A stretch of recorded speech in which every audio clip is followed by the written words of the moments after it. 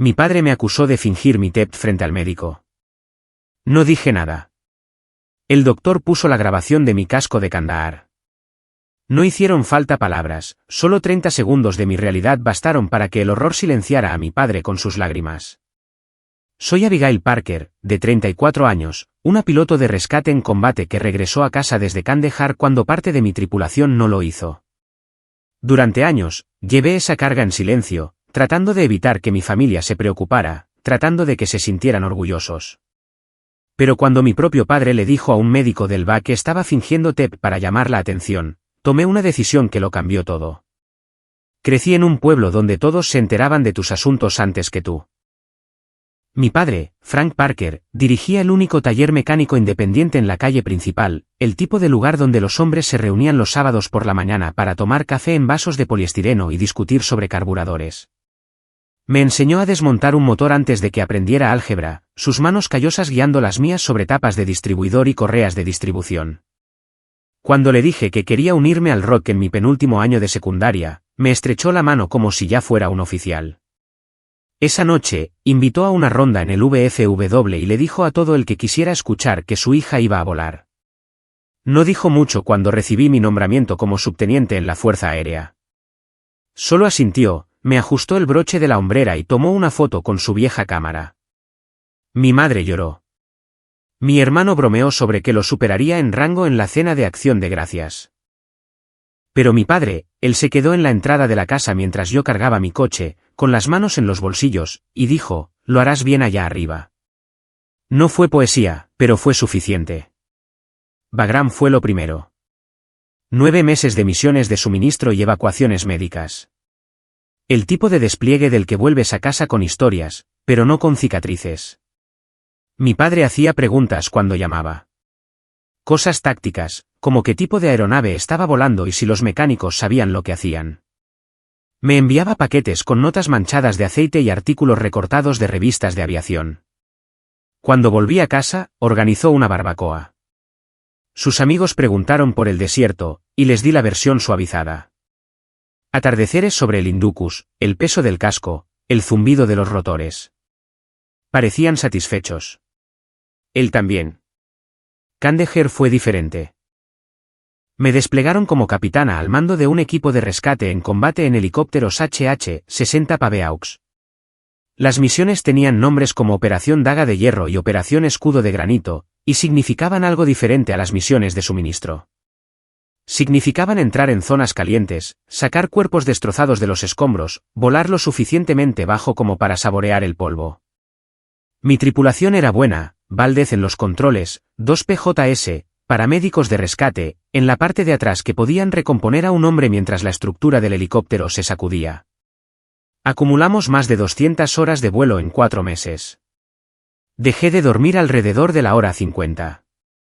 Cuando volví a casa de Kandahar, mi padre me esperaba en el aeropuerto con mi madre y mi hermano. Me abrazó como siempre lo había hecho, breve, con un solo brazo, eficiente. Pero cuando me aparté, lo vi mirándome como se mira una transmisión que no logras diagnosticar del todo. Algo andaba mal, pero no podía identificarlo. Me dije a mí misma que no importaba. Me dije que solo necesitaba tiempo. En la primera cena de regreso, me preguntó cómo había ido. Dije que bien. Dijo que parecía cansada. Dije que lo estaba. Empezó a hablar de una bomba de combustible que estaba reconstruyendo para un Mustang del 68, y yo miraba su boca moverse sin escuchar las palabras. Mi hermano dijo algo sobre su nuevo trabajo en la oficina del asesor del condado, y mi padre le dio una palmada en el hombro. Eso es trabajo de verdad, dijo. Estable, seguro. No me miró cuando lo dijo, pero lo sentí de todos modos. Una semana después, se me cayó un frasco de salsa de pasta en el supermercado. Se hizo añicos en el suelo, la salpicadura roja extendiéndose como un chorro arterial, y me quedé paralizada. Mi padre estaba a 1 metro de distancia, sosteniendo una bolsa de pan. Miró el desastre, luego a mí, y luego a los otros compradores que se habían vuelto a mirar. Vamos, dijo en voz baja, y me guió hacia la salida. En el estacionamiento, sacudió la cabeza. Tienes que controlarte, Abigail. No con crueldad, solo como un hecho, como si hubiera apretado un tornillo con demasiada fuerza. Los sobresaltos empeoraron. Un coche petardeó en la Cuarta Avenida y me tiré al suelo antes de darme cuenta de lo que hacía. Mi padre me ayudó a levantarme, sacudiéndome la gravilla de la chaqueta. «Estás más nerviosa que un gato», dijo, medio riendo. No respondí. Esa noche, le dijo a mi madre que estaba exagerando. Lo oí a través de la pared. Actúa como si todavía estuviera allí. Empecé a evitar los lugares ruidosos, dejé de ir al VFW, me salté la barbacoa del 4 de julio. Mi padre se dio cuenta, pero no preguntó. En su lugar, empezó a hacer comentarios. Pequeñas observaciones hechas como diagnósticos. Antes eras más fuerte que esto. Tu hermano no deja que el estrés le afecte. Se supone que los soldados son resilients. Cada uno aterrizaba con la precisión de un hombre que había pasado 40 años encontrando el punto débil en un bloque de motor. Programé una cita en la clínica del VA en Colorado Springs. Era un viaje de 2 horas y le pedí a mi padre que viniera conmigo. ¿Para qué?, dijo. Le dije que necesitaba apoyo. Frunció el ceño. Eres más fuerte que eso, Abigail. No necesitas que un psicólogo te diga cómo sentirte. Pero cuando insistí, aceptó. Creo que pensó que sería rápido. 1 hora, una receta, tal vez algunos ejercicios de respiración, algo solucionable. La noche antes de la cita, me senté en mi antigua habitación y miré las fotos en la pared. Yo con mi traje de vuelo en Randolph. Yo estrechando la mano de mi comandante de escuadrón. Yo de pie frente a un pave Hawk con Valdez. Ambos quemados por el sol y sonriendo. Mi padre las había enmarcado todas. Me pregunté si todavía veía a la chica que solía pasarle las llaves inglesas o si solo veía la versión de mí que le incomodaba. A las 11, acostada en la cama, repasé las misiones. No las exitosas, las otras, aquellas a las que llegamos demasiado tarde, donde los PJ se negaban con la cabeza, donde volaba de regreso con sangre en el suelo y silencio en las comunicaciones. Pensé en los sonidos, la forma en que la respiración de un hombre cambia cuando sabe que está muriendo, la forma en que los rotores ahogan todo excepto tu propio pulso. Pensé en el hecho de que mi padre nunca me había preguntado qué hacía realmente allí. Había preguntado por la aeronave, las horas, la logística, pero nunca por las misiones, nunca por el coste. Lo oí abajo hablando con mi madre. Su voz llegaba a través de los viejos conductos de la calefacción.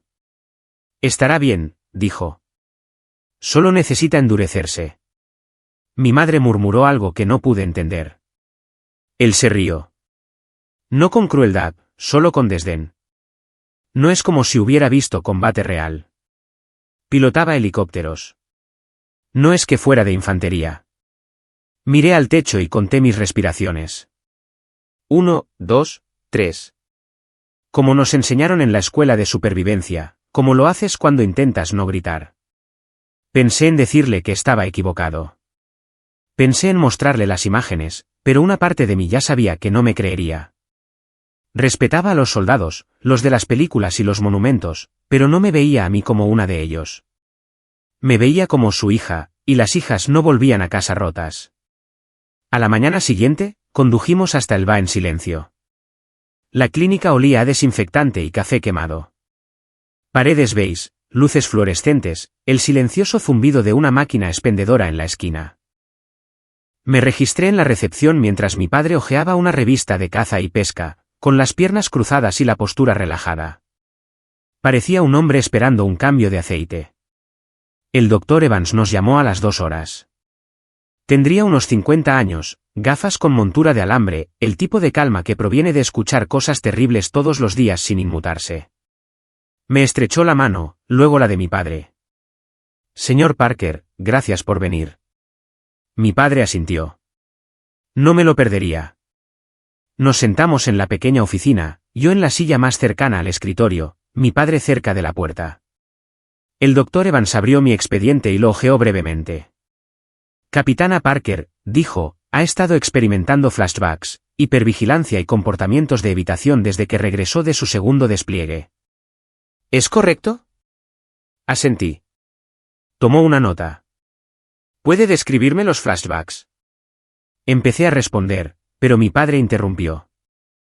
Doctor, tengo que serle sincero. Se inclinó hacia adelante, con los codos en las rodillas y las manos entrelazadas. Creo que lo está fingiendo. La habitación quedó en silencio. El doctor Evans lo miró a él, luego a mí. No me moví, no parpadeé. Mi pulso se mantuvo estable, como cuando vuelas a través de fuego terrestre y no puedes permitirte reaccionar. Fingiéndolo, repitió el doctor Evans. No era una pregunta, solo una aclaración. Sí. Mi padre hizo un gesto hacia mí. Mire, quiero a mi hija, pero siempre ha sido muy dramática. Incluso de niña, se raspaba la rodilla y actuaba como si fuera el fin del mundo. Ahora vuelve de un par de despliegues y de repente tiene TEP. No me lo creo. Mantuve la vista en el escritorio. Había una mancha de café cerca del borde con forma de coma. Me concentré en eso. Lo hace para llamar la atención, continuó mi padre. He visto a verdaderos veteranos de combate. Tipos de Vietnam, de Irak. No actúan así. Se aguantan y siguen adelante. Ella solo hizo una pausa, buscando la palabra. Lo está exagerando. El doctor Evans dejó su bolígrafo. Su expresión no cambió, pero algo se movió en su postura. Se volvió hacia mí. Capitana, ¿tiene algo que le gustaría decir? Lo miré a los ojos. No, señor. Él asintió lentamente. Luego se volvió hacia mi padre. Señor Parker, me gustaría mostrarle algo. Con el permiso de su hija, me miró. Asentí. El doctor Evans giró su monitor para que ambos pudiéramos verlo. Abrió un archivo marcado como imágenes clasificadas de cámara de casco. Operación Daga de Hierro, provincia de Kandahar. Mi estómago se contrajo, pero no aparté la vista. Mi padre se inclinó más, entrecerrando los ojos para ver la pantalla. Esto es del segundo despliegue de la capitana Parker, dijo el doctor Evans. 14 de marzo. Una llamada de evacuación médica de 9 líneas, Medevac, llegó a las 4 de la madrugada y 30. Emboscada talibán a un convoy cerca de la frontera con Pakistán. 3 heridos críticos, un Kia, muerto en combate. El equipo de la capitana Parker era el recurso más cercano. Hizo clic en reproducir. La pantalla se llenó con imágenes granuladas. Mi punto de vista desde la cabina. El cielo antes del amanecer. Las montañas negras contra el gris. La voz de Valdez en las comunicaciones, tranquila y cortante. Dust of 39. A 2 minutos. Mis manos en los controles, firmes. La pantalla del HUD mostrando altitud, velocidad, coordenadas. Luego las trazadoras, rayas brillantes cortando la oscuridad. El sonido de los proyectiles impactando en la estructura. Pins metálicos y agudos. Valdez, fuego a las 11 en punto. Mi voz, mantén la aproximación. La imagen tembló mientras descendíamos. La zona de aterrizaje era una pesadilla. Vehículos en llamas, cuerpos en el suelo, fogonazos desde la cresta de la colina. Los PJS saltaron antes de que tocáramos tierra. Mantuve los rotores calientes, buscando amenazas. Alguien gritó en las comunicaciones. No era pánico, era dolor. Los PJS arrastraron a un soldado hacia el helicóptero. No tenía piernas por debajo de las rodillas. Sangre por todas partes. Otro soldado se acercó tambaleándose, sujetándose el cuello. La grabación lo captó todo. El caos, el polvo, la forma en que el mundo se reduce a entradas y salidas. Amenaza. Respuesta. Sobrevivir. A los 30 segundos, mi padre emitió un sonido. No exactamente un jadeo, algo más pequeño. Lo miré. Su rostro se había puesto pálido, su boca ligeramente abierta. Sus manos se aferraban a los reposabrazos. La grabación continuó. Despegamos bajo fuego. Los PJS trabajaban en la parte de atrás, sus voces tensas. Necesito presión aquí, ahora. Está en paro cardíaco. Quédate conmigo, hermano. Mi voz se abrió paso. Bagram, aquí Dust of 39. Entrada de emergencia. 2 urgencias quirúrgicas. Una urgente. ETA 12 minutos. La voz del controlador, recibido 3-9. Ruta directa autorizada. Luego, silencio, excepto por los rotores y la respiración. La mía, la de Valdez, la de los soldados moribundos. Mi padre empezó a llorar. No fuerte. Solo lágrimas. Lentas y constantes. Sus hombros temblaban. No se las secó. Simplemente se quedó allí, mirando la pantalla. El doctor Evans dejó que la grabación continuara un minuto más, luego la pausó. Se volvió hacia mi padre. Esta misión le valió a la capitana Parker una cruz de vuelo distinguido. Voló hacia un tiroteo activo, extrajo a 4 hombres bajo contacto enemigo sostenido y los mantuvo con vida el tiempo suficiente para llegar a cuidados quirúrgicos. 2 de ellos sobrevivieron. Cerró el archivo. Eso no es drama, señor Parker. Eso es combate. Mi padre no respondió. Simplemente se quedó mirando la imagen congelada en la pantalla. Mis manos en los controles, firmes a pesar del caos. Mantuve la vista al frente. No lo consolé. No extendí la mano. Simplemente me quedé sentada allí, como me había sentado en 100 reuniones informativas, y esperé a que terminara. Mi padre creció en Thornton, Colorado, cuando todavía era más granja que suburbio.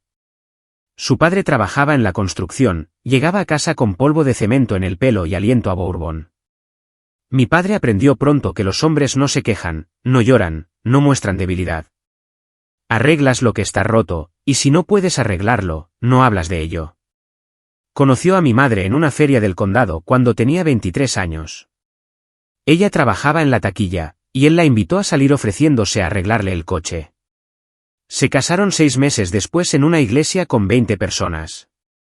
Mi hermano nació primero, luego yo 3 años después. Mi padre quería un hijo que se hiciera cargo del taller, y lo tuvo. Pero mi hermano odiaba el olor a aceite de motor, odiaba la mugre bajo sus uñas. Quería manos limpias y aire acondicionado. Mi padre nunca dijo que estuviera decepcionado, pero yo lo sentí. Empecé a pasar el rato en el taller cuando tenía 7 años. Me sentaba en un cubo volcado y le pasaba herramientas, aprendiendo la diferencia entre una llave de vaso y una llave dinamométrica antes de aprender la división larga. No hablaba mucho mientras trabajaba, pero cuando lo hacía, era para explicar cómo se conectaban las cosas, cómo la bomba de combustible alimentaba al carburador, cómo la correa de distribución se sincronizaba con el cigüeñal. Todo tenía una lógica. Todo tenía un propósito. Cuando tenía 14 años, me dejó reconstruir un motor de cortacésped por mi cuenta. Me llevó 3 fines de semana, y cuando finalmente lo puse en marcha, se quedó en la puerta con los brazos cruzados y asintió. Bien, dijo. Eso fue todo. Pero yo sabía que significaba más. Me uní al ROTC en mi penúltimo año de secundaria. El reclutador vino a la escuela con su uniforme de gala y lo vi caminar por el pasillo como si fuera el dueño del aire a su alrededor. Yo quería eso, la certeza, la columna vertebral. Cuando se lo dije a mi padre, estaba cambiando las pastillas de freno de un Chevy Silverado. Se limpió las manos en un trapo y me miró. ¿Estás segura? Asentí. Extendió la mano y yo se la estreché. Entonces hazlo bien, dijo.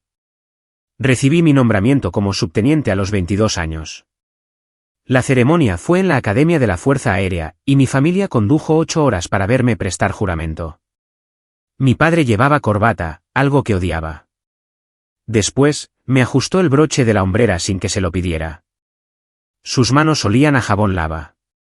Mi madre tomó fotos. Mi hermano bromeó sobre tener que saludarme en la cena de Navidad. Mi padre simplemente se quedó allí, con las manos en los bolsillos, y me observó como si yo fuera un proyecto que había terminado. Bagram fue mi primer despliegue real. 9 meses volando misiones de evacuación médica desde una base que olía a diésel y polvo. Las misiones eran sencillas. Recoger a los heridos, llevarlos a Landstuhl, repetir. Acumulé más de 100 horas de vuelo y volví a casa con un bronceado y un montón de historias que podía contar en las barbacoas. Mi padre preguntó por la aeronave, los mecánicos, el ritmo de las misiones. Enviaba paquetes con cecina y crucigramas. Cuando volví a casa, organizó una fiesta en el taller. Sus amigos bebían cerveza y hacían preguntas, y yo las respondía. Todos parecían satisfechos. Fui ascendida a capitana a los 26. Mi padre llamó para felicitarme, y pude oír la sonrisa en su voz. Bien hecho, dijo. Cuando le dije que me desplegaban de nuevo, esta vez a Kandahar, hizo una pausa. ¿Un tipo de misión diferente?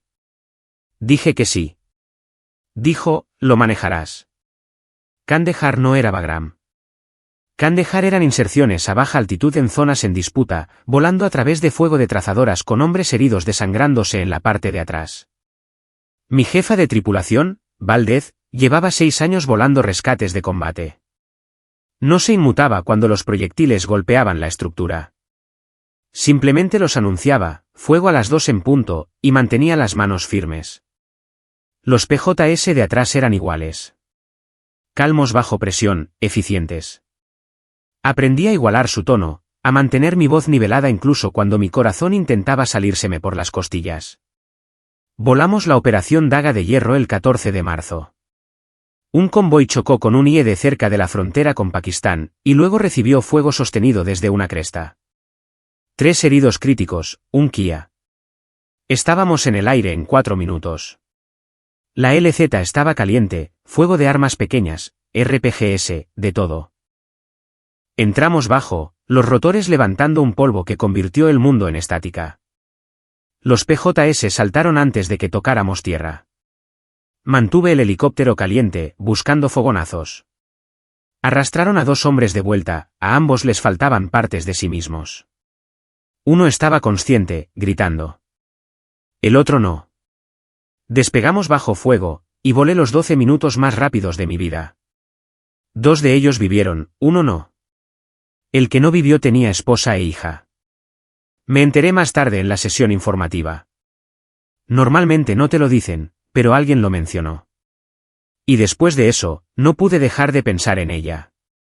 La hija, preguntándome si se parecía a él. Volví a casa diferente, no visiblemente. Todavía iba a las cenas familiares, todavía sonreía con las bromas de mi padre, todavía me parecía la versión de mí misma que él esperaba, pero el cableado había cambiado. Los ruidos fuertes me hacían congelar. Las multitudes me ponían la piel de gallina. Dejé de dormir toda la noche. Mi padre se dio cuenta, pero no preguntó. Simplemente empezó a hacer comentarios. Pequeños. Pareces tensa. No eres tú misma. Se supone que los soldados son duros. Quería contárselo. Quería explicarle lo que se sentía al volar hacia un tiroteo, al oír a hombres morir en las comunicaciones, al aterrizar de vuelta en la base y darte cuenta de que todavía estás cubierta de la sangre de otra persona. Pero cada vez que lo intentaba, las palabras se atascaban porque sabía lo que diría. Me diría que estaba exagerando. Me diría que me endureciera. Me compararía con los hombres que conocía, veteranos de Vietnam, veteranos de la Guerra del Golfo, hombres que volvían a casa y volvían al trabajo sin quejarse. Y no podía soportar la idea de que me mirara como había mirado a mi hermano cuando dejó el taller. Decepcionado, resignado. Así que me quedé callada. Aprendí a ocultar los sobresaltos, a justificar el insomnio, a fingir que estaba bien. Y por un tiempo, funcionó. Mi padre dejó de hacer preguntas. Mi madre dejó de preocuparse. Mi hermano dejó de hacer bromas. Todos siguieron adelante. Todos excepto yo. Cuando finalmente programé la cita en Elba, no les dije por qué. Solo dije que necesitaba una revisión. Mi padre aceptó venir porque pensó que sería rutinario. Pensó que hablaría con algún médico, conseguiría una receta para la ansiedad y seguiría adelante. No sabía lo de las imágenes. No sabía lo que había estado cargando. Y cuando el doctor Evans puso ese vídeo, cuando mi padre vio lo que yo había visto, cuando finalmente entendió, fue cuando todo se rompió. No solo para él, para mí también. Porque me di cuenta de que nunca había preguntado. En todos los meses desde que había vuelto a casa, nunca me había preguntado qué hacía realmente allí. Había preguntado por la aeronave, la logística, las horas, pero nunca por las misiones, nunca por el coste. Y sentada allí, viéndolo llorar, lo entendí. Amaba la idea de mí como soldado, pero nunca quiso ver la realidad. No hablamos en el camino a casa. Mi padre mantuvo las manos en el volante, la vista al frente, la mandíbula apretada. Yo observaba las montañas pasar, la luz del atardecer tiñéndolo todo de dorado. El silencio no era incómodo. Simplemente era pesado, como si lleváramos algo entre nosotros que ninguno de los dos sabía cómo soltar. Cuando llegamos a la entrada de la casa, apagó el motor pero no se movió. Esperé. Finalmente, carraspeó. No sabía que era así. Asentí. La mayoría de la gente no lo sabe. Abrió la boca, la cerró, lo intentó de nuevo. No debía haber dicho. Se detuvo, empezó de nuevo. Estaba equivocado. Sí. Él se estremeció. Creo que esperaba que lo suavizara, que le diera una salida, pero no lo hice. Simplemente me quedé sentada allí, mirando la casa donde crecí, y dejé que el silencio se alargara. Lo intentó una vez más. Lo siento, Abigail. Lo sé. Esperó más. Cuando no ofrecí nada, salió de la camioneta. Lo seguía dentro. Mi madre estaba preparando la cena. Levantó la vista cuando entramos, buscando en nuestros rostros. ¿Cómo fue? Mi padre pasó a su lado sin responder y desapareció en el garaje. Oí cerrarse la puerta, luego el sonido de la radio. Rock clásico, bajo y con estática. Mi madre me miró. ¿Qué pasó? Vio las imágenes. Ella no preguntó qué imágenes. Simplemente asintió y volvió a la estufa. Dale tiempo. Subí a mi habitación y cerré la puerta. Me senté en el borde de la cama y miré las fotos en la pared. Yo con mi traje de vuelo, yo con Valdez, yo de pie frente al pavé Hawk, sonriendo como si hubiera descubierto algo. Miré esa versión de mí misma y no sentí nada. Ni orgullo, ni nostalgia, solo distancia. Esa noche, puse las imágenes en mi portátil. Las había visto 2 veces antes, una durante la sesión informativa, otra sola a las 2 de la madrugada cuando no podía dormir. Ahora las vi de nuevo, fotograma a fotograma. Estudié mis manos en los controles. La forma en que mi voz se mantuvo nivelada, la forma en que seguí volando. Incluso cuando los proyectiles golpeaban la estructura, incluso cuando Valdez anunciaba amenazas, incluso cuando el soldado de atrás dejó de gritar, había hecho todo bien. Había seguido todos los protocolos. Los había traído a casa. Y no importaba, porque los que vivieron todavía se despertaban gritando, y el que no, seguía muerto. Y yo seguía aquí, reviviéndolo a las 11 en mi habitación de la infancia. Pensé en el mando, en su peso, no en la responsabilidad. Eso siempre lo había entendido. Sino en el aislamiento, en la forma en que tomas decisiones en segundos que la gente pasará años analizando. En la forma en que cargas con cada resultado, bueno y malo, porque alguien tiene que hacerlo. Nunca le había contado esa parte a mi padre. Nunca se la había contado a nadie. A la mañana siguiente, lo encontré en el garaje. Estaba trabajando en el Mustang, el del 68 con el problema de la bomba de combustible. No levantó la vista cuando entré, simplemente siguió moviendo las manos. Me apoyé en el banco de trabajo y observé. Después de unos minutos, habló. Tu madre dice que volverás a ver al médico la semana que viene. Sí. Él asintió, todavía sin mirarme. Eso es bueno. Esperé. Dejó la llave inglesa y finalmente me miró a los ojos. Le conté lo que vi. Dijo que debería haber hecho más preguntas. Debería haber escuchado. Hizo una pausa. Tiene razón. Probablemente. Casi sonrió. Casi. Siempre has sido honesta. Incluso cuando duele. Lo aprendí de ti. Eso lo detuvo. Me miró como si me viera por primera vez. Y me di cuenta de que así era. No a la chica que le pasaba las llaves. No a la oficial de las fotos. Solo a mí. Quienquiera que fuera ahora. No sé cómo ayudarte, dijo en voz baja. No necesito que me ayudes. Necesito que me creas. Él asintió lentamente. Ahora te creo. Más tarde ese día, sonó mi teléfono. El capellán del escuadrón. Atendí la llamada afuera, de pie en la entrada donde mi padre había tomado la foto de mi nombramiento. El capellán Miller tenía una voz como grava cálida. Él mismo había hecho 3 despliegues. Conocía las señales. Capitana, su evaluación llegó. La Junta Médica aprobó su reasignación. Está autorizada para el servicio de instructora en el país si lo desea. Cerré los ojos. Alivio mezclado con algo más. Resignación, tal vez. ¿Cuándo? 30 días. Arizona. Escuadrón de entrenamiento. Le di las gracias y colgué. Dentro, mi madre estaba poniendo la mesa para la cena. Mi padre se lavaba las manos en el fregadero de la cocina. Mi hermano hablaba de un problema de zonificación en el trabajo. Rutina normal. Segura. Miré a mi padre. Se estaba secando las manos en una toalla, observándome. Creo que sabía lo que significaba la llamada.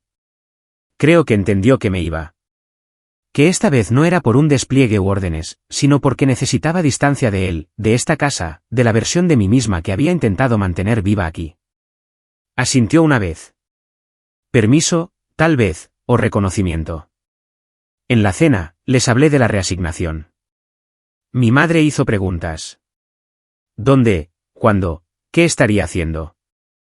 Mi hermano bromeó sobre el calor de Arizona. Mi padre se mantuvo en silencio, moviendo la comida en su plato. Cuando todos los demás habían terminado y se habían ido, me miró a través de la mesa. No volverás mucho, ¿verdad? Pensé en mentir. Decidí no hacerlo. Probablemente no. Él asimiló eso. ¿Por lo que dije? Porque necesito espacio. Espacio de ti. Espacio de todo esto. Miró alrededor de la cocina, la misma cocina donde había hecho los deberes, donde me había enseñado a cambiar una llanta, donde habíamos celebrado cada ascenso e hito. No te culpo, dijo. Y por primera vez desde la cita, le creí. Me presenté en la base de la Fuerza Aérea Luke en Arizona un martes de junio. El calor golpeaba como un muro, seco, implacable, del tipo que te cuece los pensamientos. Entré en la base con mis órdenes en la mano, mi bolsa de lona en el asiento trasero y una extraña calma apoderándose de mí. Esto era avanzar. Esto era distancia. El escuadrón de entrenamiento era un mundo diferente. Sin misiones de combate, sin evacuaciones médicas, solo enseñar a nuevos pilotos a volar, a pensar, a sobrevivir. Mi CEO era el teniente coronel Jackson Carter, un hombre tranquilo de unos 40 años que había hecho 4 despliegues y ahora pasaba sus días moldeando a chicos apenas con edad para beber. Me estrechó la mano durante el proceso de incorporación y me miró como lo hacen los buenos comandantes, viendo más allá del uniforme, el cableado interno. Oí lo de Kandahar, dijo. Hiciste un buen trabajo allí. Gracias, señor.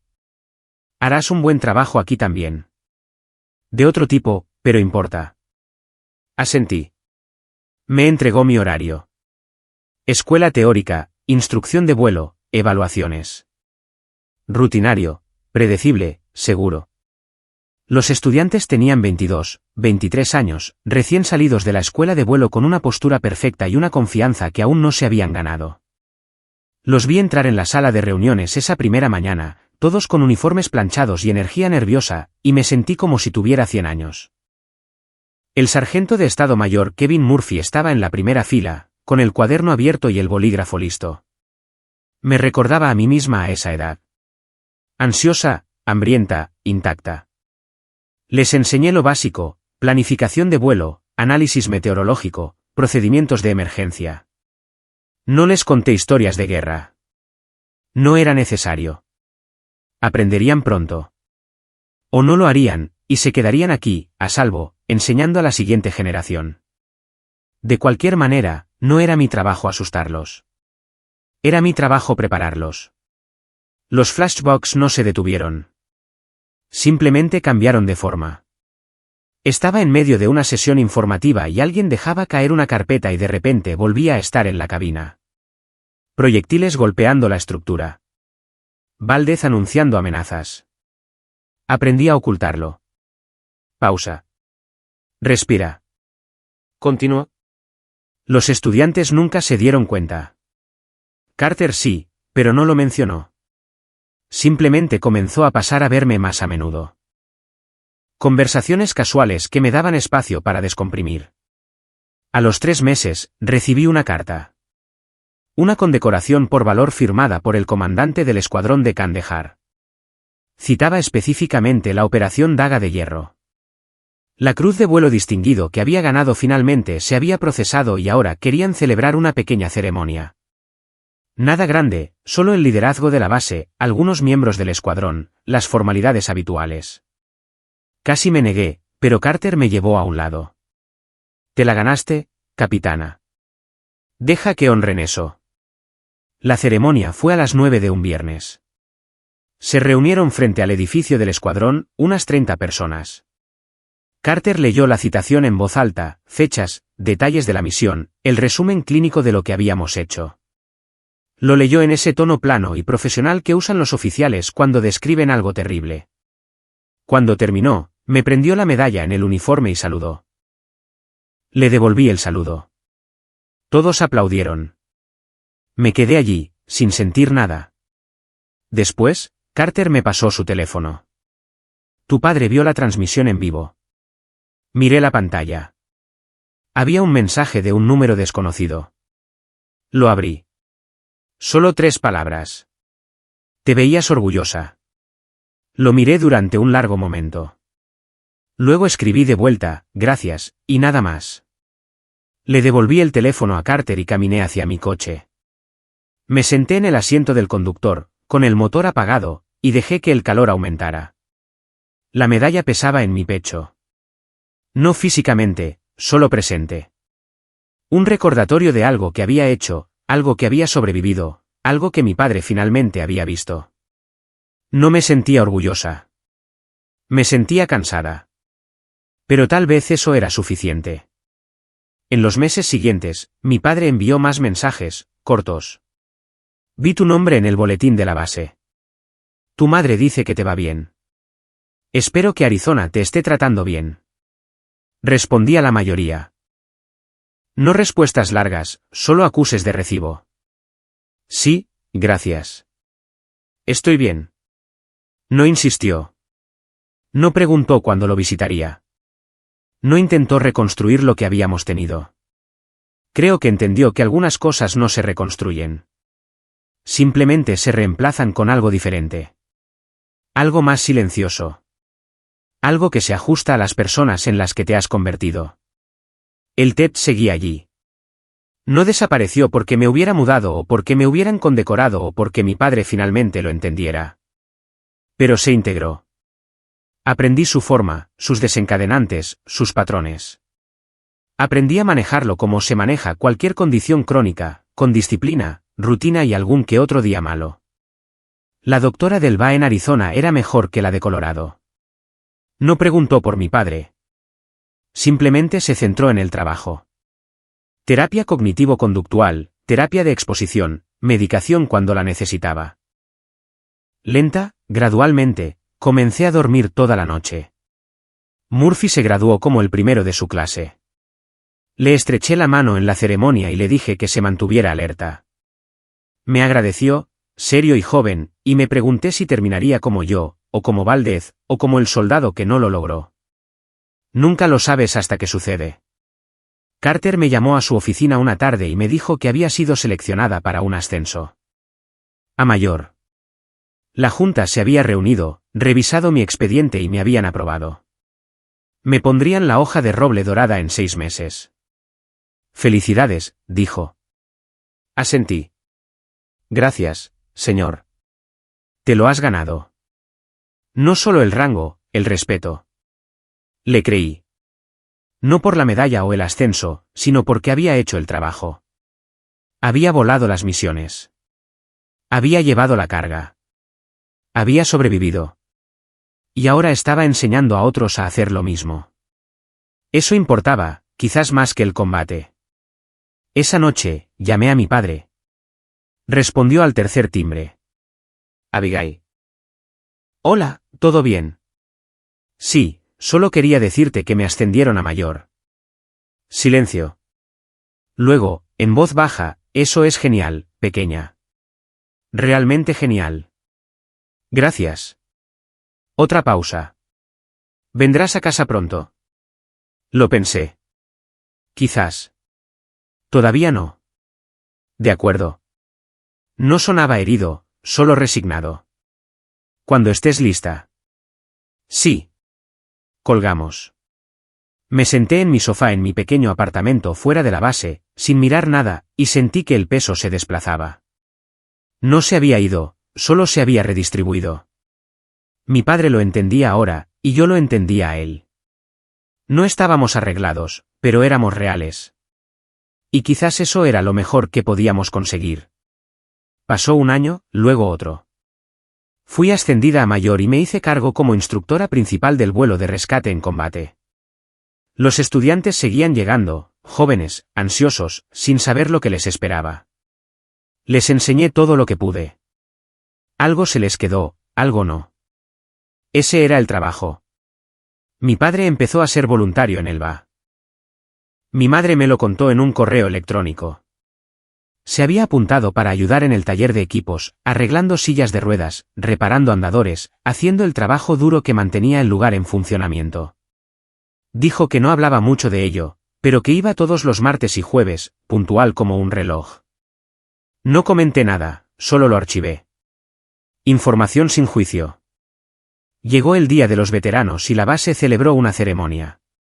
Discursos, presentaciones de la bandera, lo de siempre. Estaba de pie en la parte de atrás, medio escuchando, cuando lo vi. Mi padre, de pie cerca del estacionamiento, con un pin de unidad en su chaqueta. Mi unidad, la de Kandahar.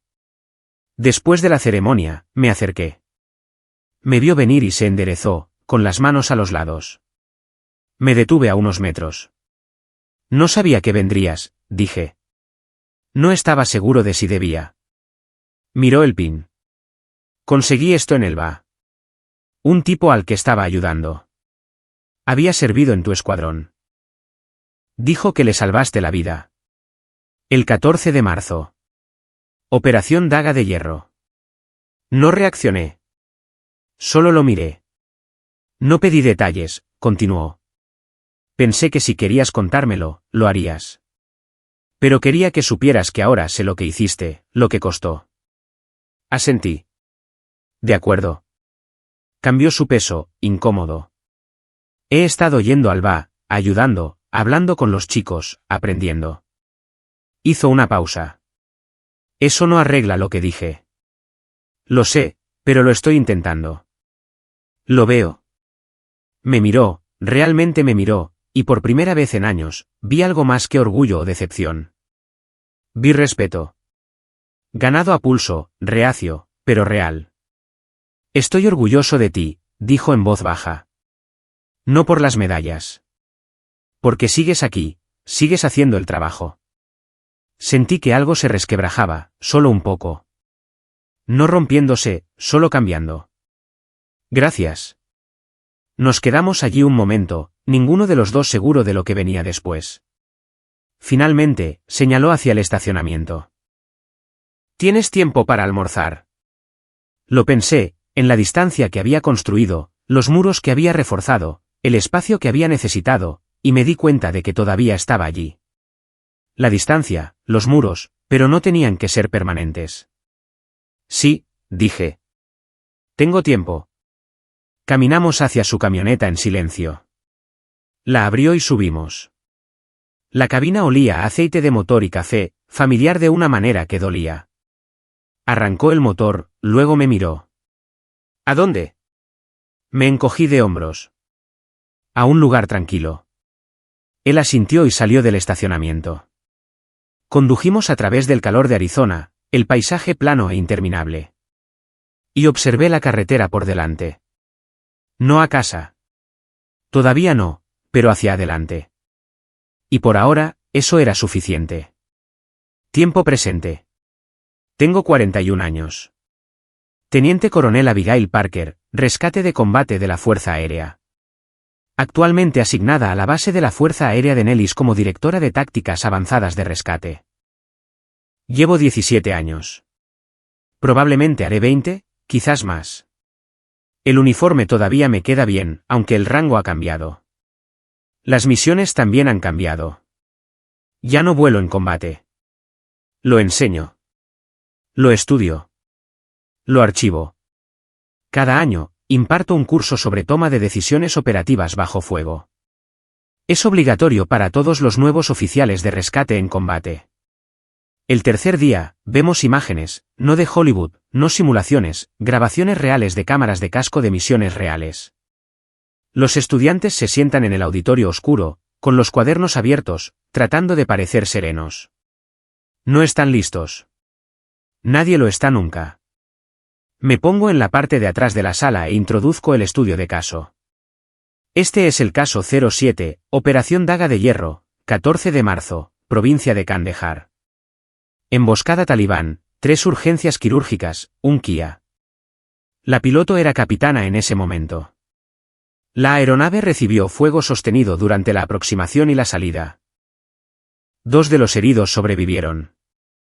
1 no. Pausen, observen los puntos de decisión, presten atención a la comunicación, nótese lo que se dice y lo que no. No les digo que soy la piloto. Todavía no. Dejo que lo vean primero. Que lo vean limpio. Clínico, distante. Dejo que piensen que es historia. La grabación se reproduce. A los 30 segundos, alguien siempre se mueve en su asiento. Al minuto, alguien toma notas más rápido. Al final, la sala está en silencio. Cuando se encienden las luces, camino hacia el frente. Todos me miran, esperando un análisis, lecciones aprendidas, el resumen ordenado que lo ata todo. En su lugar, digo, lo que acaban de ver no fue heroísmo. Fue la realidad. Fue una tripulación haciendo su trabajo en condiciones imposibles porque eso es lo que la misión requería. Algunos de ustedes volarán misiones como esta. Algunos de ustedes no. De cualquier manera, necesitan entender que así es como se ve cuando todo funciona y la gente todavía muere. Lo apuntan. Les permito hacer preguntas. Se levantan manos. Las respondo una por una, de manera fáctica y precisa. No ofrezco consuelo. No lo adorno. Solo les digo la verdad porque eso es lo que necesitan. Después de clase, vuelvo a mi oficina. Hay un mensaje esperando. Tu padre vio tu conferencia en línea. Eres una maestra increíble. Sonrío un poco y respondo con un mensaje de texto. Aprendí del mejor. No es perdón. No es reconciliación. Es solo la verdad. Él me enseñó a arreglar cosas, a entender sistemas, a ver la lógica en el caos. Tomé eso y lo apliqué al vuelo, al liderazgo, a la supervivencia. Él me dio las herramientas. Yo solo las usé de maneras que él no esperaba. A veces me visita. No a menudo, quizás 2 veces al año. Vuela, alquila un coche, se queda en un hotel cerca de la base. Cenamos. Hablamos de trabajo, de su voluntariado, de mi enseñanza. Evitamos los temas profundos, los bordes crudos, las cosas que todavía duelen. Pero aparecemos. Eso es algo. El último día de los veteranos, volvió a la ceremonia. Después, nos quedamos en el estacionamiento. El sol de Nevada, brutal y brillante. Parecía más viejo, más canoso, más lento, las manos de mecánico finalmente comenzando a temblar. Pero se mantenía erguido. Y cuando saludé a la bandera, él también lo hizo. ¿Alguna vez te arrepientes?, preguntó. ¿Arrepentirme de qué? La Fuerza Aérea, los despliegues, todo. Lo pensé. Sobre Kandahar. Sobre el soldado que no lo logró. Sobre los que sí. Sobre los estudiantes que he entrenado, las misiones que he volado. ¿La persona en la que me he convertido? No, dije. No me arrepiento. Él asintió. Bien. Nos quedamos allí un rato más, sin decir mucho, solo estando presentes. Finalmente, miró su reloj. Debería irme. El vuelo es a las 6. Conduce con cuidado. Empezó a caminar hacia su coche de alquiler, luego se detuvo. Se dio la vuelta. Sabes que estoy orgulloso de ti, ¿verdad? Sí, lo sé. No solo por el rango, no solo por las medallas, por todo. ¿Por quién eres? Lo miré a los ojos. Lo sé, papá. Él asintió una vez, luego se subió al coche y se fue. Lo vi irse. El calor del desierto brillando sobre el asfalto y sentí algo sutil. No un cierre, no una curación, solo paz. El tipo de paz que viene de ser visto, finalmente, por exactamente quién eres. Dentro, mi teléfono vibró. Otro estudiante con preguntas sobre las imágenes. Respondí, profesional y clara. Y caminé de regreso hacia el edificio de entrenamiento. El sol se estaba poniendo, tiñendo el cielo de naranja y púrpura. Y pensé en todos los atardeceres que había visto sobre Bagram, sobre Kandahar, sobre Arizona, sobre Nevada. Cada uno diferente. Cada uno una prueba de que había superado otro día. El respeto no proviene de las medallas. No proviene del rango ni del reconocimiento ni de las cosas que la gente dice en las ceremonias. Proviene de ser visto. Realmente visto por lo que has hecho, lo que has sobrevivido, en lo que te has convertido. Mi padre me ve ahora. Llevó años. Llevó dolor. Llevó un vídeo de 30 segundos del peor día de mi vida. Pero me ve, y eso, finalmente, es suficiente. Entro en el edificio, paso las fotos de los comandantes anteriores, paso la vitrina con las citaciones de unidad y las placas. Mi nombre está en una de ellas ahora. Teniente Coronel Abigail Parker, directora de tácticas avanzadas de rescate. Es solo un nombre en una pared, pero es mío. Ganado, honesto, real. Voy a mi oficina, abro mi portátil y empiezo a preparar la conferencia de mañana. Siempre hay otra clase. Siempre hay otro grupo de jóvenes oficiales que necesitan aprender lo que yo aprendí. Algunos escucharán, otros no. Algunos terminarán como yo, otros terminarán peor. Esa no es mi decisión. Solo les doy las herramientas y espero que las usen bien. Afuera, la base se queda en silencio mientras el sol se pone bajo el horizonte. La bandera baja. Suena el toque de silencio. Me quedo en mi ventana y observo, con la mano sobre el corazón, como lo he hecho 1000 veces antes. Y cuando termina, vuelvo al trabajo. Imparto el caso 07 todos los años. Y cada año se vuelve un poco más fácil. No porque las imágenes cambien, no lo hacen, sino porque he aprendido a separarme de ellas. La mujer en esa pantalla soy yo, pero también no lo soy. Tiene 28 años, volando hacia el infierno con manos firmes y una voz que no tiembla. Ahora tengo 41, de pie en un auditorio con aire acondicionado, un control remoto y un plan de lección. Estamos conectadas, claro, pero no somos la misma persona.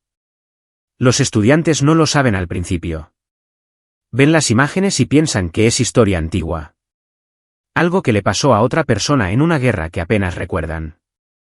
Luego les digo, esa era yo. 14 de marzo, 4:30. Yo era la piloto. Y la sala cambia. De repente, no es historia. Está sentada justo frente a ellos, lo suficientemente cerca como para tocarla. Algunos de ellos hacen las preguntas difíciles. ¿Cómo mantuvo la calma? ¿Qué estaba pensando? ¿Cómo se vive con el que no lo logró? Respondo con honestidad. Mantienes la calma porque derrumbarte no es una opción. Piensas en los próximos 30 segundos, no en los próximos 30 años. Y vives con ello de la misma manera que vives con cualquier cosa. Un día a la vez, a veces una hora, a veces una respiración.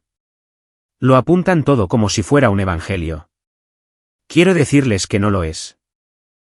Que no hay una fórmula, ni una respuesta perfecta, ni una manera de prepararse para el momento en que todo sale mal y eres el único que puede arreglarlo.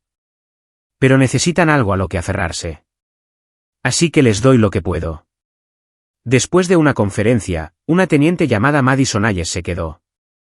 Era pequeña, precisa, el tipo de piloto que codifica por colores su bolsa de vuelo.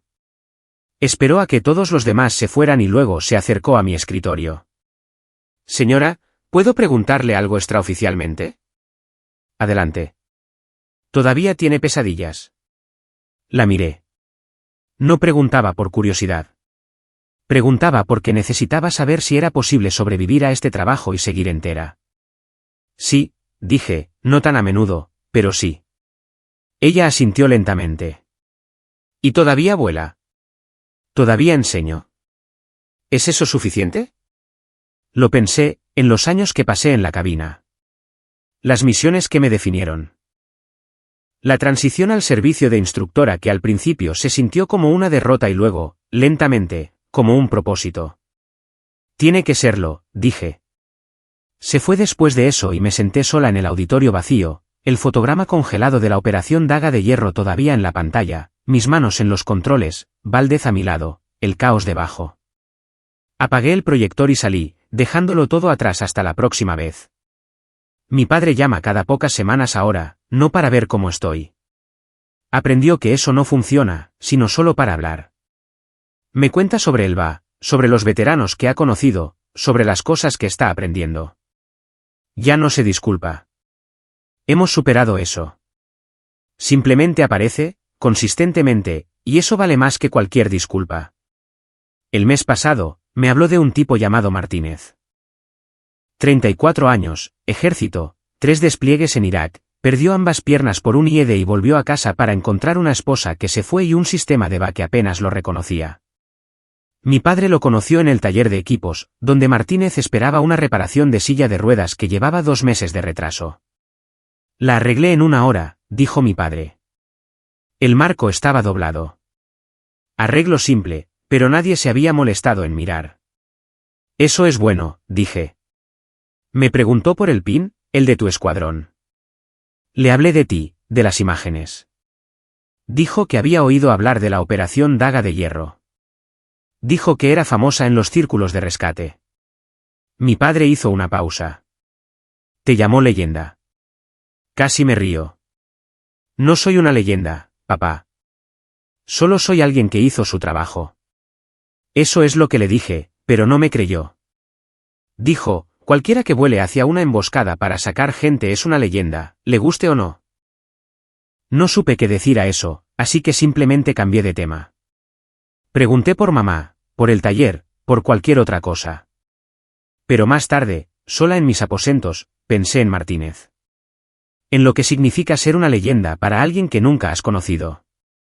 En cómo las historias crecen al contarlas hasta que la persona en la historia ya no se reconoce a sí misma. No soy una leyenda. Soy una teniente coronel que da clases y presenta informes y bebe demasiado café. Soy una hija que habla con su padre 1 vez al mes y visita su casa 1 vez al año. Soy una sobreviviente de algo que me rompió y luego, lentamente, me convirtió en alguien diferente. ¿Mejor? No lo sé. Diferente. Eso es suficiente. Carter se retiró el año pasado. Hubo una ceremonia, del tipo con discursos y placas y una formación que estuvo bajo el calor de Nevada durante 45 minutos. Me senté en la primera fila y escuché a la gente hablar de su carrera, su liderazgo, su impacto. Cuando fue mi turno de hablar, fui breve. El coronel Carter me enseñó que la supervivencia no es lo mismo que la recuperación. Que puedes ser bueno en tu trabajo y aún así estar roto. Que está bien pedir ayuda incluso cuando todo en ti dice que deberías poder manejarlo solo. Hice una pausa. Nunca dijo esas cosas en voz alta. Simplemente las vivió, y eso marcó toda la diferencia. Después, me estrechó la mano. Vas a estar bien, Abigail. Mejor que bien. ¿Tú crees? Lo sé. Has descubierto la parte más difícil. Cómo seguir adelante cuando todo en ti quiere detenerse. Tenía razón. He seguido adelante. No porque sea valiente o resiliente o ninguna de las palabras que la gente usa en las ceremonias, sino porque detenerse no es una opción. Hay estudiantes que enseñar, misiones que planificar, sistemas que mejorar. Hay trabajo que hacer, y soy buena en ello. Eso tiene que ser suficiente. La semana pasada, recibí un correo electrónico de Valdez. Ahora es mayor, destinada en Ramstein, volando misiones de evacuación médica sobre Europa y África. No hablamos a menudo, pero cuando lo hacemos, es fácil. No me pregunta cómo estoy. Solo me cuenta en qué está trabajando, y yo le cuento lo mismo, y existimos en ese espacio donde el trauma no necesita ser discutido porque es solo parte del paisaje. ¿Alguna vez piensas en volver a la cabina?, preguntó en su último correo. A veces. Pero no lo harás. No. Por el TEP. Porque soy mejor en esto. Ella no discutió. Solo respondió con una sola línea. ¿Justo? Imprimí el correo electrónico y lo puse en mi tablón de corcho junto a la carta de condecoración y una foto de mi tripulación de Kandahar. Estamos de pie frente al pavé Hawk, polvorientos y agotados, y alguien nos hizo sonreír para la cámara. No recuerdo quién la tomó, pero recuerdo ese día. 15 de marzo, el día después de Daga de Hierro. Perdimos a 1, salvamos a 2, y todos intentaban fingir que era una victoria. No fue una victoria. Fue solo lo que pasó. Y seguimos volando. Las imágenes viven en un archivo ahora, junto con cientos de otras misiones de Irak, Afganistán, Siria, todos los lugares donde hemos luchado en los últimos 20 años. A veces, otros instructores las usan en sus clases. A veces me entero de segunda mano. Alguien menciona el caso 07 y yo asiento y no digo nada. Ya no es mío. Pertenece a la Fuerza Aérea, a la cadena de entrenamiento, a la próxima generación que intenta descubrir cómo sobrevivir. Mi padre me preguntó una vez si me molestaba saber que extraños están viendo el peor momento de tu vida. No fue el peor momento, dije. El peor momento fue 3 días después, cuando recibimos la notificación de la baja y tuve que escribir el informe. Las imágenes son solo documentación. Él pensó en eso. Aún así, es personal. Todo en este trabajo es personal. Simplemente aprendes a compartimentar. Él asintió y seguimos adelante. Pero lo pensé más tarde, en lo que significa que tu trauma se convierta en una herramienta de enseñanza, tu peor día reducido a 30 segundos de vídeo y un conjunto de puntos. Debería molestarme. Quizás lo hace. Pero sobre todo, me alegro de que sea útil. Me alegro de que algo bueno haya salido de algo terrible. Eso es lo mejor que cualquiera de nosotros puede esperar. Este año, en el aniversario de la Operación Daga de Hierro, me tomé el día libre. Conduje hasta Red Rock Canyon y recorrí uno de los senderos que solía correr cuando me mudé por primera vez a Nevada. El desierto estaba en silencio, solo viento y roca y el sonido distante de los jets de Nellis. Me senté en un saliente y observé el cielo. Y pensé en la misión. En los 3 hombres que sacamos. En el que no lo logramos, en Valdez y los PJS y todos los que hicieron su trabajo ese día. Aunque no fue suficiente. No lloré. Ya no lloro por eso.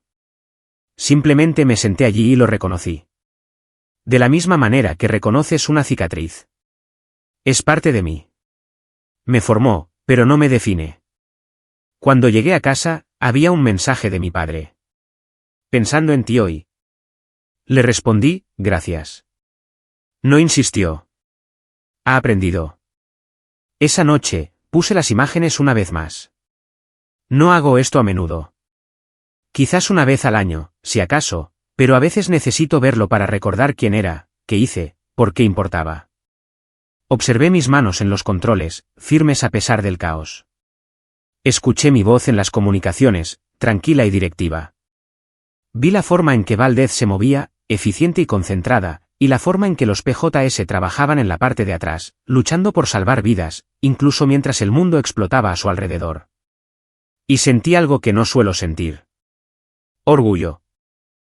No en el resultado. Nunca estaré orgullosa de perder a alguien.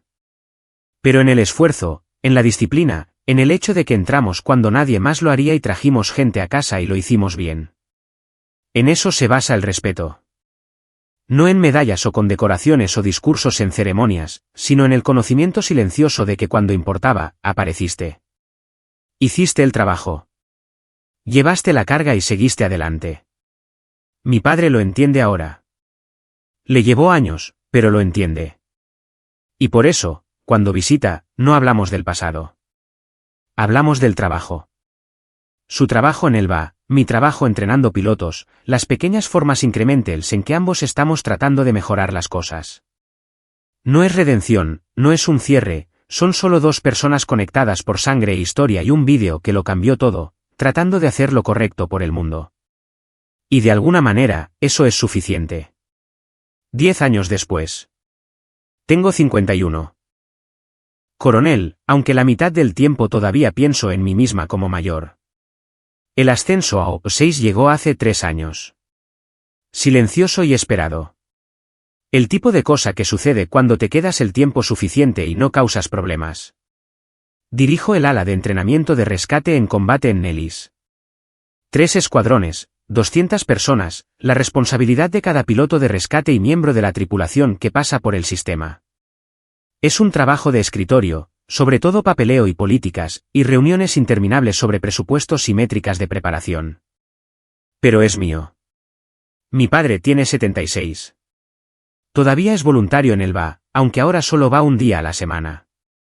Sus manos tiemblan más que antes, la artritis se instala después de 40 años agarrando llaves inglesas. Pero se presenta todos los jueves por la mañana a las 8, y arregla lo que necesita ser arreglado. Los veteranos lo conocen por su nombre. Cuando lo visito, me cuentan historias. Cómo Frank ayudó a adaptar una prótesis. Cómo improvisó una silla de ruedas para que pudiera manejar la nieve de Colorado. Cómo se sienta con los nuevos y simplemente escucha. No habla de su hija, la coronel. Simplemente hace el trabajo. El mes pasado, volé a casa para su cumpleaños.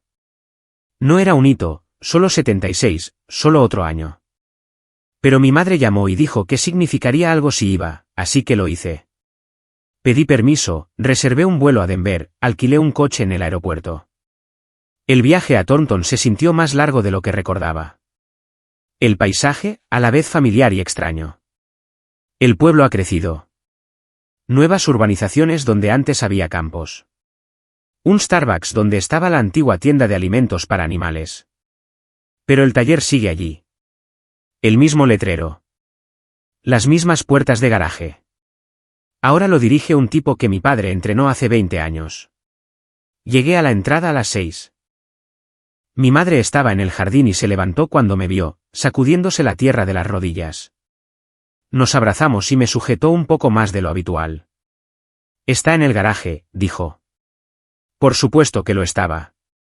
Lo encontré sentado en un taburete, trabajando en algo pequeño. Un reloj, tal vez, o una radio. El garaje olía igual. Aceite de motor y café viejo y serrín.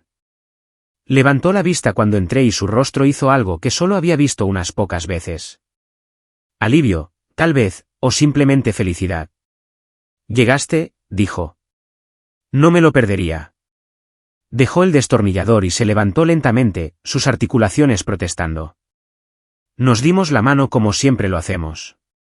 Y luego, por la primera vez en años, me atrajo hacia un abrazo. Breve, torpe, real. Qué bueno verte, pequeña. A ti también, papá. Pasamos la noche como siempre lo hacemos ahora. Cena con mamá, mi hermano, su esposa y sus 2 hijos. Los niños son adolescentes ahora, ruidosos, con opiniones y pegados a sus teléfonos. Mi hermano trabaja para el Estado, algo relacionado con la regulación ambiental. No tenemos mucho en común, pero somos cordiales, educados. Me pregunta por la Fuerza Aérea, y le doy la versión suavizada. Él habla de su trabajo, y yo asiento en los lugares correctos. Después de la cena, mi padre y yo nos sentamos en el porche trasero. El sol se estaba poniendo, el cielo se volvía púrpura y naranja, y no hablamos durante mucho tiempo. Simplemente nos sentamos allí con cervezas que realmente no estábamos bebiendo, viendo cómo se desvanecía la luz. ¿Alguna vez piensas en retirarte?, preguntó finalmente. A veces.